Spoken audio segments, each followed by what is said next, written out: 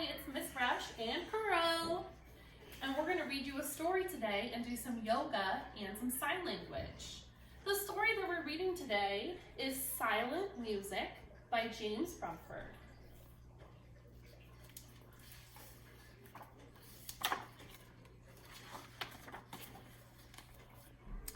My name is Ali.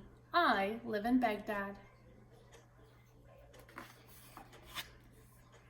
I love playing soccer in the dusty streets with my friends. What sports do you like to play? I love loud, parent-rattling music, and I love dancing.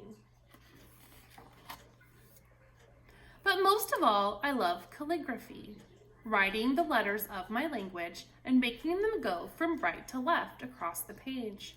I love to make the ink flow from my pen, stopping and starting, gliding and sweeping, leaping, dancing to the silent music in my head. Writing a long sentence is like watching a soccer player in slow motion as he kicks the ball across the field, as I leave a trail of dots and loops behind me. Some words are easier to write than others.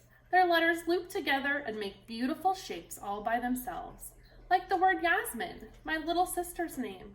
It just flows from my pen.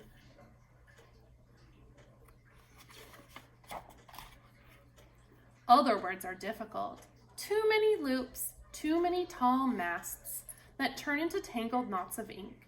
These words, like my grandfather's name, Mustafa, I practice over and over. There's his grandfather's name right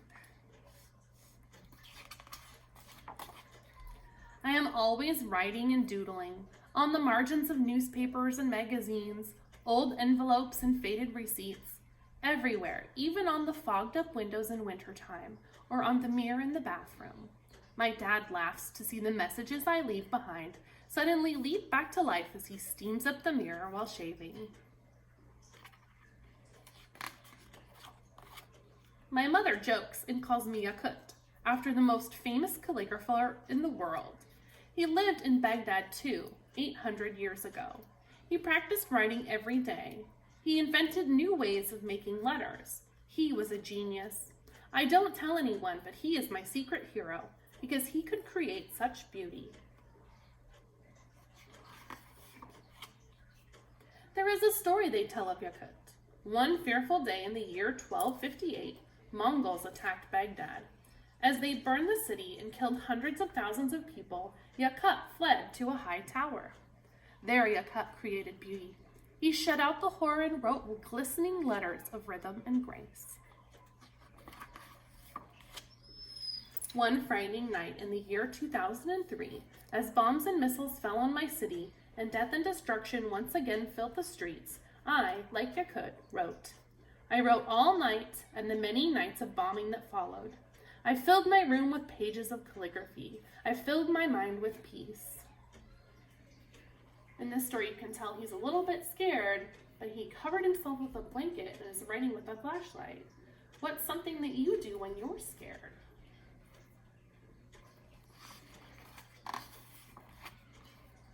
Now the night bombing has stopped and one war has become another.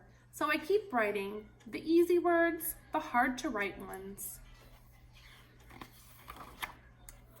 It's funny how easily my pen glides down the long, sweeping hooks of the word harab, war. How stubbornly it resists me when I make the difficult waves and slanted staff of salam, peace. How much I have to practice until this word flows freely from my pen. There's the word peace again. That's the end of the story. There's Yakut and his family.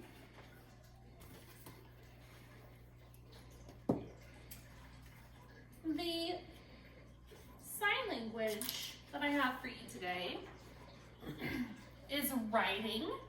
Here's a picture of her doing the word writing.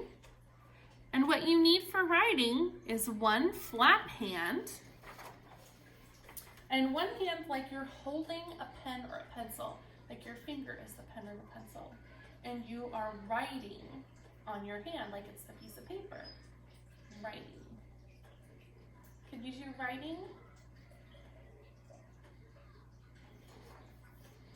Our yoga pose is also called writing. And here you can see the little girl doing the yoga pose writing.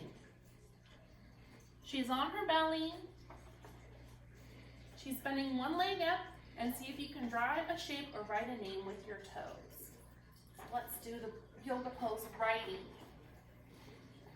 Get down on your belly. Flip your writing, and one foot up, and see if you can write some letters with your foot. And if you get tired with that leg, you can always switch over to the other leg. Good job. Give yourself a pat on the back. Good job.